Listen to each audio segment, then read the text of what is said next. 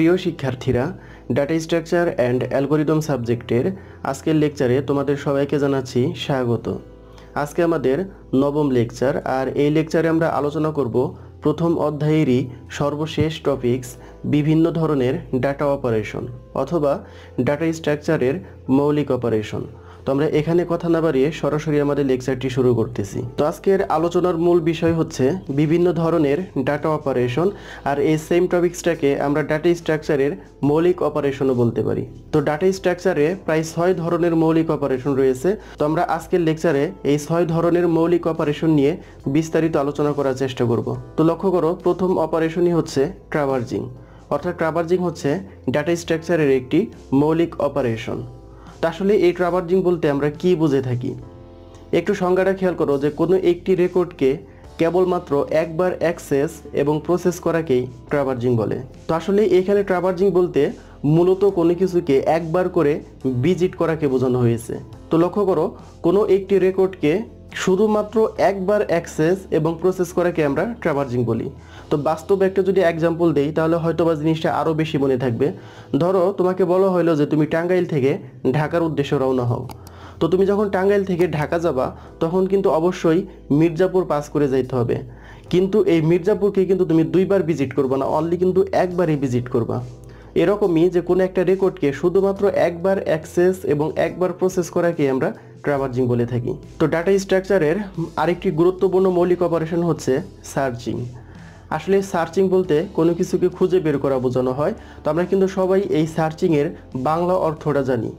তো যেহেতু সার্চিংয়ের বাংলা অর্থ জানি, তাহলে কিন্তু আমরা অ্যান্সারটা খুব সহজেই লিখতে পারি যে কোনো একটি রেকর্ডের লোকেশনকে খুঁজে বের করার পদ্ধতিকেই সার্চিং বলে। অর্থাৎ এই সার্চিং পদ্ধতিতে আমরা কোনো একটি রেকর্ডের লোকেশনকে খুব সহজেই খুঁজে বের করতে পারি। তো আমাদের ডাটা স্ট্রাকচারের আরও একটি গুরুত্বপূর্ণ অপারেশন হচ্ছে ইনসার্টিং। আসলে ইনসার্টিং বলতে কোনো কিছুকে সংযুক্ত করা বোঝায়, অর্থাৎ নতুন কোনো কিছুকে সংযুক্ত করার পদ্ধতিকে আমরা ইনসার্টিং বলে থাকি। তো লক্ষ্য করো, পূর্বে তৈরি করা কোনো ডাটা স্ট্রাকচারের সাথে যদি নতুন কোনো রেকর্ডকে আমরা সংযুক্ত করতে চাই তাহলে অবশ্যই এই ইনসার্টিং অপারেশনকে ব্যবহার করতে হবে। এর জন্য বলা হয়েছে যে পূর্বে তৈরি করা কোনো ডাটা স্ট্রাকচারের সাথে নতুন কোনো রেকর্ড সংযুক্ত করার পদ্ধতিকেই ইনসার্টিং বলে। আশা করি ইনসার্টিং জিনিসটা কি তোমরা বুঝতে পেরেছো। তো যেহেতু ইনসার্টিং কথাটা আছে তাহলে কিন্তু অবশ্যই আমাদের ডিলেটিংও থাকার কথা। অর্থাৎ ডিলেটিং হচ্ছে ডাটা স্ট্রাকচারের আরও একটি গুরুত্বপূর্ণ মৌলিক অপারেশন। তো আমরা কিন্তু সবাই জানি যে ডিলেট মানে হচ্ছে কোনো কিছুকে বাদ দেওয়া। তো দেখো, ডাটা স্ট্রাকচার থেকে কোনো একটি রেকর্ডকে বাদ দেওয়ার পদ্ধতিকে সাধারণত ডিলেটিং বলা হয়ে থাকে। খুবই সিম্পলভাবে এখানে লেখা আছে। আশা করি ডিলেটিং জিনিসটা তোমরা বুঝতে পেরেছো। তারপরে আছে আমাদের সর্টিং। ডাটা স্ট্রাকচারের আরও একটি গুরুত্বপূর্ণ অপারেশন হচ্ছে সর্টিং। আসলে এই সর্টিং বলতে আমরা কি বুঝে থাকি? নর্মালি এই সর্টিং বলতে বোঝাইতেছে যে কোনো কিছুকে মানের ক্রমানুসারে সাজানো, অর্থাৎ ছোট থেকে বড় অথবা বড় থেকে ছোট।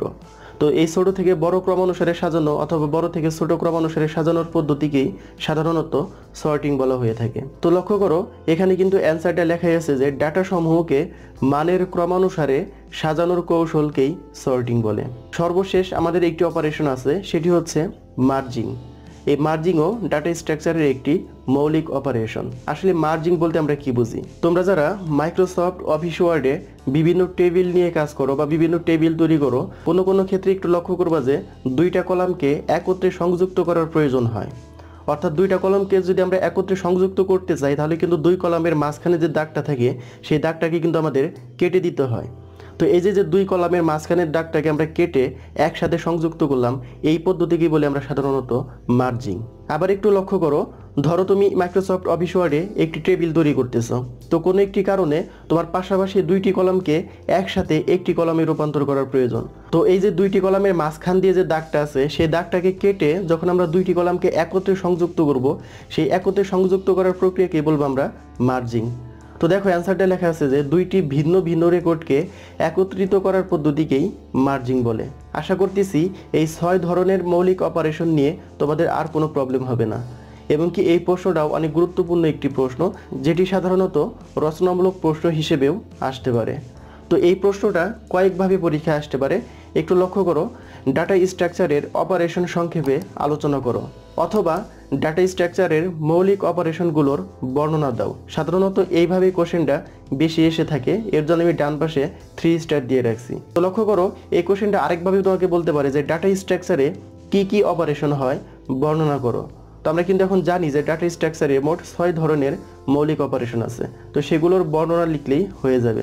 অথবা লক্ষ্য করো যে 2টি ডাটা স্ট্রাকচারের অপারেশন বর্ণনা করো। তো এভাবে যদি কোশ্চেন আসে যে 2টি ডাটা স্ট্রাকচারের অপারেশন বর্ণনা করো, তাহলে এই যে আমরা 6টা ডাটা স্ট্রাকচারের মৌলিক অপারেশন বললাম, তো এখান থেকে যে কোনো 2টি অপারেশনের বর্ণনা লিখলেই হয়ে যাবে। আর এই টাইপের কোশ্চেন সাধারণত সংক্ষিপ্ত হিসেবে আসতে পারে। তো এটি ছিল আমাদের প্রথম অধ্যায়ের উপর সর্বশেষ লেকচার। আমরা আগামী লেকচার থেকে অধ্যায় 2 নিয়ে বিস্তারিত আলোচনা শুরু করব।